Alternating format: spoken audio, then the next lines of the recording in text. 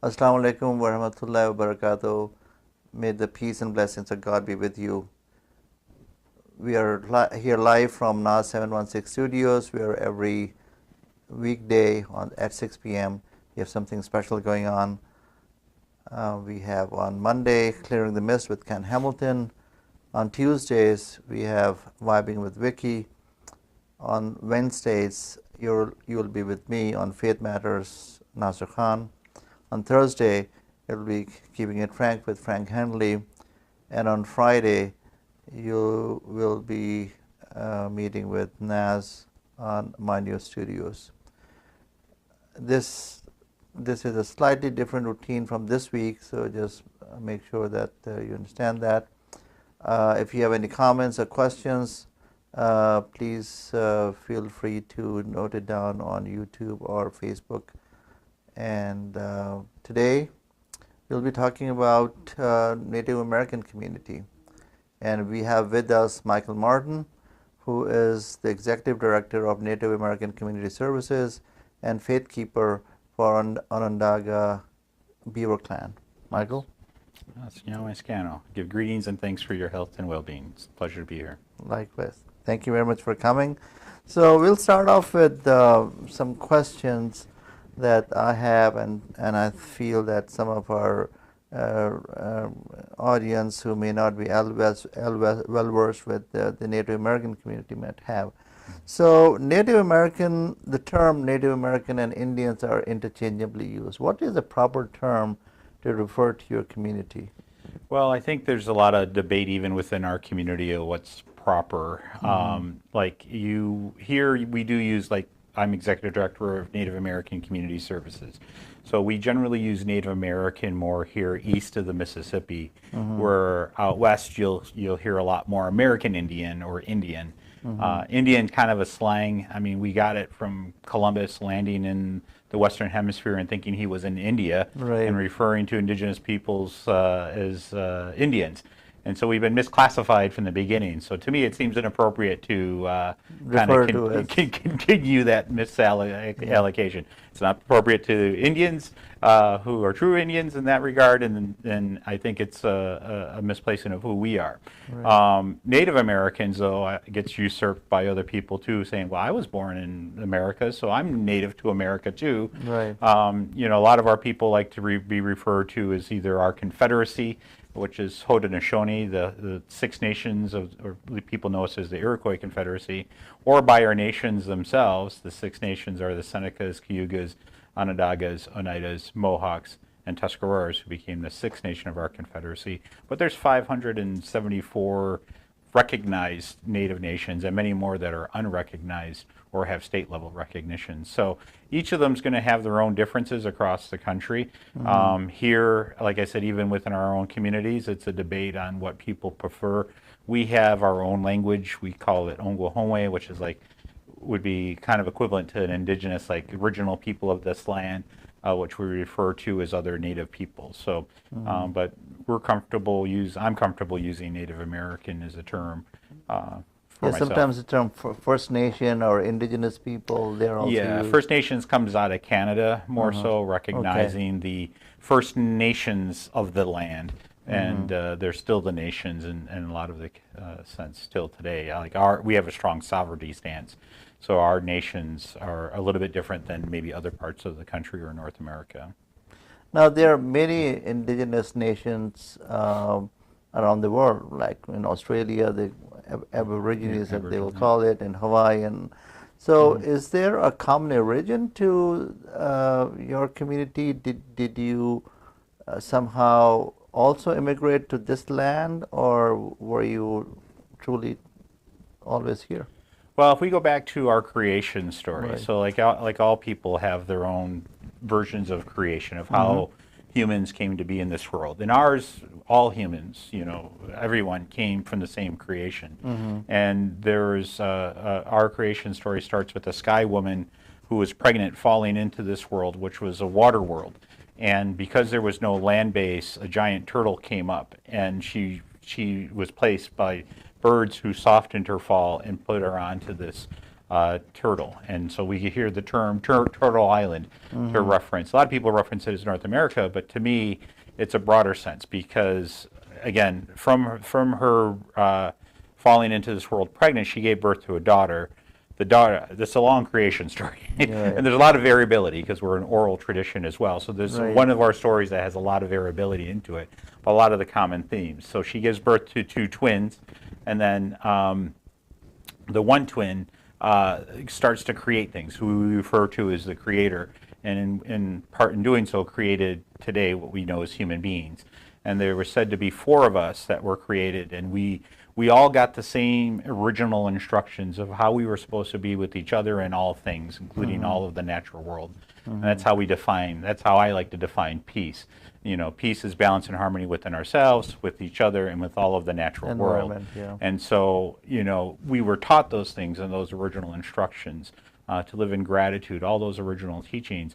But they said there's a prophecy in there that we fought over something shiny, so something, it's referred to as something material, people like monetary thing. And so we were sent off in four directions. And there's a prophecy that there's going to come a time we have to come back and share what we learned on those journeys for the sake of continuing our humanity. Now, on the back of a turtle, a lot of people don't recognize, I don't know how many people know there are turtles out there, but there's 8 large plates and then 28 smaller plates on the outside. And so the 8 large plates, or 13 large plates, I should say, the 13 plates are like the 13 new moons in the year. It's like a calendar for us. And the 28 plates are almost like the days in between. But I also was looking at, and this isn't a traditional teaching per se, it's just as me trying to make sense of my own creation story too, is those 8 plates, it said we were sent off in 4 directions. When you look, I was looking at plate tectonics one time, and there were 8 plates. You know, they talk about plates and tectonic shifts and earthquakes and volcanoes and all that. Well, there were 8 large plates that had humans on it, and to me, that was the plates of the turtle. So when we refer to Turtle Island, to me, it's really referring to that time we were all together. And that's what science kind of says too. There was one landmass, that's Pangea, and it's separated. Right. So in that line of thinking, we didn't emigrate as much as we moved away from each other through that movement of those plates. But there obviously is migration throughout time of native and peoples across continents, through cross waterways and so forth. But for our people, we've said we've been here, and you know, they always talk about the land bridge, ice bridge in Alaska to what's today Russia, but we have settlements that now archaeologists have found that predate that, which supports that we've always been on this land. Wow. Yeah. Very interesting. So is the term nation and tribe used interchangeably, or nation has multiple tribes? Some people refer to it as interchangeable. Like, again, there's a difference between those that are out west and those that are here in our local area.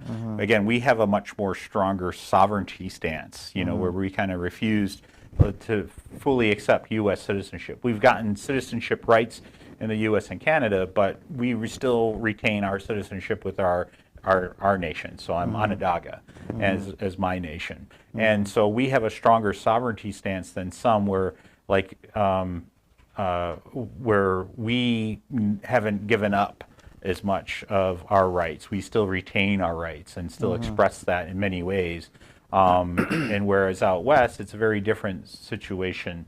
I kind of got derailed from the original question. I'm sorry there. Yeah, is But it used interchangeably, or? So we would refer to nationhood as and citizenship, whereas tribes seem more not to that same stance. I'm sure those that refer to themselves as tribes wouldn't consider it that way, but it is a different terminology that we use. So you here. mentioned that there are many tribes or nations numbering over 500.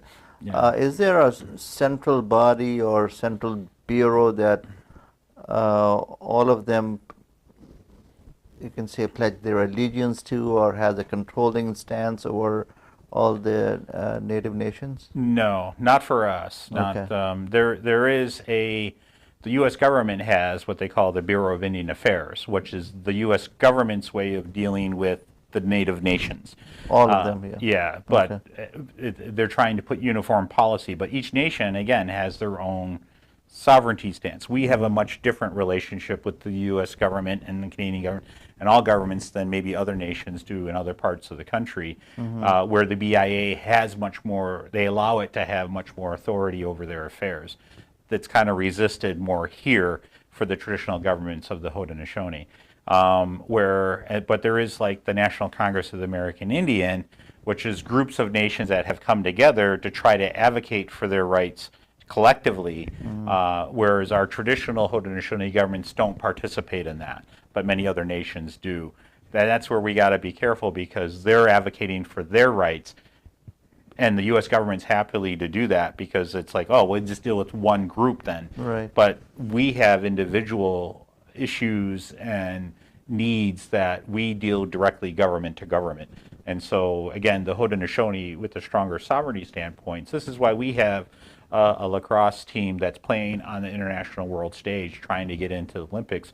Our Haudenosaunee Nationals lacrosse team, we're the only indigenous, community that's competing on the world stage, because we have that stronger sovereignty stance. So when you're talking about the nation that's here, it has multiple tribes. You said 6 tribes primarily? Yeah, well, it's a confederacy of the 6 nations. Yeah. So is there a president and the government agency, government officials running the affairs of the confederacy? Well, just going back again to the story of the creation, where we got those original instructions, I think throughout history, all people have gone away from those original instructions and have gotten messengers sent to remind them of how we're supposed to be. And so ours was what we refer to as the peacemaker, who came to us at a time when it was a really dark time for our people, a lot of killing, death, bloodshed. We were moving away from those original instructions, and he was sent to us to remind us of how we're supposed to be. In fact, brought us together again as the original 5 nations of our confederacy under the Great Law of Peace. And those 3 tenets of the Great Law are peace, power, and what we refer to as good-mindedness, or some people would say righteousness, but it's this good-mindedness, what we call ganaquio or ganagohio, the good mind. And so in that process, there were 50 chiefs that were brought together as a council across all of those original 5 nations. And 49 of them have a chief, a clan mother, a male faith keeper, and a female faith keeper. And that's where I'm a male faith keeper for my Onondaga Beaver clan, clan mother and chief. And then there's one extra title, what we call as Tadadaho, who doesn't have a clan mother, but is kind of like a chief amongst the chiefs and has a lot of, not necessarily additional power, but additional responsibility to help keep us all together. And so they govern affairs across all of the nations, but each of the nations have their representatives too. Of those 49 titles, they're split amongst the 5 nations. And it's always open for other nations to join our confederacy. And so in the 1700s, the Tuscarora, who were originally in this area, but had moved down to what's present-day North Carolina, walked back up in the 1700s after war and issues down there, and they came up and they also accepted our Great Law of Peace and became the 6th nation of our confederacy. But it's still open. The doors are open to all of the nations. Interesting. So it's very interesting about the messengers that you talked about, because in Islam, the Quran, which is our holy book, states that there are no nations in the world to which a messenger was not sent, which makes sense, because if God will create provide for our physical body, then it will be His responsibility to also provide for our spiritual growth. And when you say that there were messengers that came with the message, that's very intriguing, and it's actually completely in line with what Islamic teachings are. Well, that's why I love the interfaith work, because I'm always trying to find the things that we have more in common. Right. I think my life mission now is helping people to find a path back to our common humanity. Right. Because, no matter as human beings where we are on this earth, we all have the same basic needs, right? Right. We all need clean air to breathe. Right. We all need clean water to drink. Right. We need food to sustain us when we're hungry and to fill us healthy in a good way. We all need shelter and warmth when we're cold. We all want a sense of belonging and togetherness that feels secure. And we all laugh and smile in the same language. If we can focus on the things that we have more in common, I think we can find better solutions with each other than we could by focusing on those things that divide us. Agree, agree. So you talked about the native faith that you follow. Do most Native Americans follow that faith, or are there different faiths that they follow? I would say there's different faiths for sure, because we, as Haudenosaunee people, Haudenosaunee is like people of the Longhouse, and so we do our practices in the Longhouse. But all of our teachings, all of our ceremonies, if you will, people would refer to as religion, but to us it's just a way of living, a way of being, where we just gather and we give thanks. You know, we feel we have a benevolent creator, one who intends us to be healthy and well, and so throughout the year we give thanks for the things that he keeps providing to us, those things that keep doing the job intended of them in the original creation. And so when the strawberries come out again, we pause what we're doing and we gather and we give thanks that they're still there. And there's a lot of symbology with strawberries in life. And we got our bean ceremonies coming up too. When the beans come back, you know, that's again, we pause what we're doing and we give thanks and gratitude that they're still there doing the job intended of them. And where other people, other native people in different parts of the country have their own construct of some of those same teachings. Like we talk about our teachings as universal, because I think even native and non-native groups can follow, you know, find similarities, basics, just like you just did exactly. with Muslim. And so they have their interpretations largely based upon the environment that they're in as well. And some people came, like we feel we had a sky woman fall. Some people feel they came from the earth, but we were created from the earth. So there's still similarities, but the teachings are a little different, and the ceremonial and the process of how they express those things are a little bit different too. So what's your source of guidance for spirituality or faith? For Muslims, it is the Quran and the sayings of the Prophet Muhammad. For Christians, it's maybe Bible or teachings of Jesus. For Jewish people, it will be the Jewish Bible and teachings of Moses and Talmud. So where do you derive your guidance from? Well, we're an oral tradition where the passing of those teachings of what would be those original instructions get passed down, and those practices, what we call our Gononyo or our Thanksgiving address, that is we're supposed to do individually but also collectively when we're together, expressing gratitude for all of those gifts of creation and for each other as well. And there's some daily practices within there. There's those practices of gathering together in the ceremonial cycle throughout the year to give thanks as well. So it's really that guidance of giving thanks. But that living in gratitude is the basis of what we call that ganakuyo, that ganahio, the good mind. And that's really how we're supposed to be. Is a guiding force for us, is to maintain our own good-mindedness, because when we have good minds, good things happen. We put our good minds together, you know, it creates a ripple effect of good too. And so that's a practice of how do we maintain our good-mindedness, and that's about like our self-care and things of that nature, because we can't control anybody else, just ourselves. So having good-mindedness is the key to our health and well-being and that of those around us. So you have a language and you have oral traditions, and I think most of the languages were started off with oral traditions, and they developed a way to record it in a written form. So was there ever a movement to develop a written record, a written language, so that it can be preserved more easily? Oh, there's the languages, there's writings of the language, but there's also some caution when we write things down. So we were having a council meeting not long ago where the chiefs were talking about why certain things aren't written down, because it creates an interpretation that then it's one person's or a few people's interpretation, and our teachings are meant to be fluid, you know, in terms of like being passed down through the oral tradition. Requires us to then have to synthesize what that means to us today, you know, so it's not just a shot in time, but how fluid it can be to help us still to this day. So they're everlasting, and the danger when we have somebody write it down, it's their interpretation of what they're hearing and what their perspective is.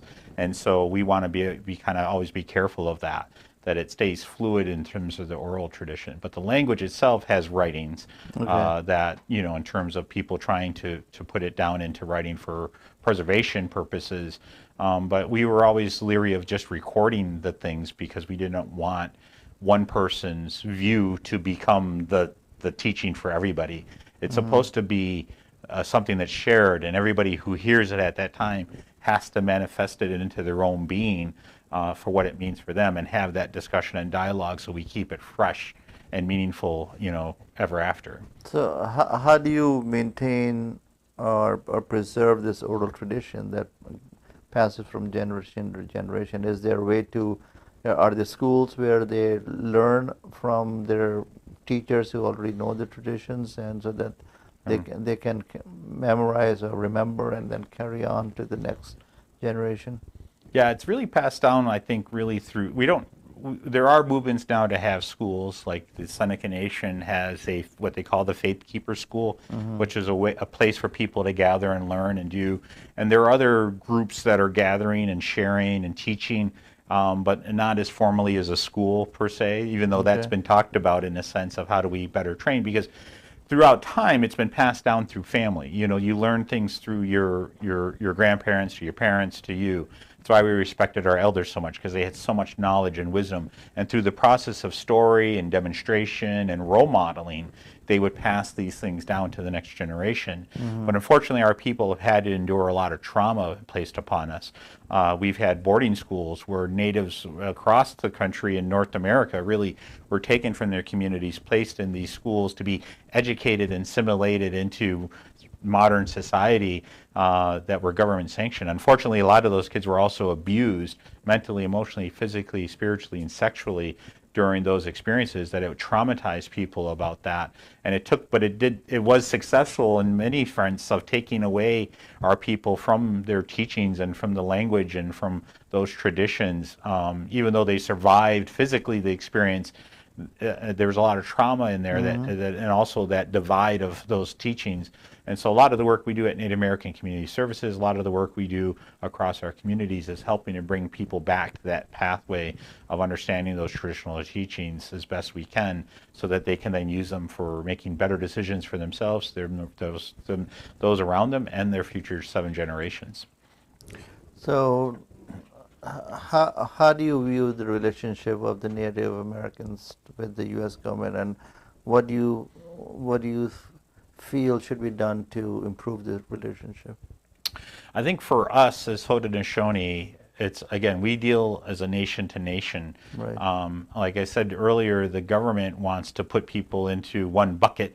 It's just Native people, one policy, and that doesn't always work. I think if they respected the diversity of the nations as unique and special in and of itself, the United States actually owes a debt of gratitude to our Haudenosaunee Confederacy, because they took the same concept of our confederacy, and that's what became the United States of America. In 1987, Congress passed a resolution formally acknowledging our contribution to not only, if you look at our Great Law of Peace, a lot of those things are modeled within the U.S. Constitution.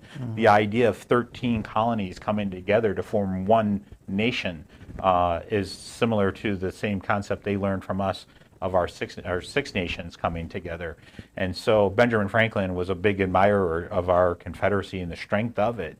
And so, but over history and time, they forget that special relationship. And where now, a lot of Native people were just seen as like problematic, over time, and that there was a Indian problem, and there was an Indian wars that, they tried to kill us off and exterminate us. And unfortunately, they did create a lot of damage, but fortunately, they didn't kill us all off. And I love that saying, like, they tried to kill us, but they forgot we were all seeds, and that, this next generation, each generation, we try to come back stronger. And so I think if the U.S. government recognized not that it's our history, but it's our shared history, and truly taught those teachings within the school system too, I think we'd have a different relationship than we do today. I want much more of respect and honor rather than how it's often viewed as today. So I think educating their own people and their own citizens so that we can have that more mutual, respectful relationship as it was intended. We still uphold our side of it, and we have agreements that we still are very much alive today, but they still have to honor their side of those commitments as well. I think media didn't help either. If you look No. at previous, I think things have changed, but if you look at the old cowboy movies, Oh, yeah. Indians, Native Americans were always represented like savages, brutal people All who right, had nothing else to do but to kill, and they'll Yeah. come running on their horsebacks. Yeah. And so I'm glad that it's not depicted like that anymore. But Right. I think for the previous generation, at least, the damage was done. Yeah, well, there's unfortunately a lot of our communities have that problem with portrayals in media and movies and things that are very stereotypical, and Exactly. and that's where I think there's also hope that media, kind of like you're doing now, can also be part of the re-education in Right. terms of The problem is not the sharing media, but experiences. how is it used? How is it used? Right. Exactly. Yeah. So we're almost towards the end of time.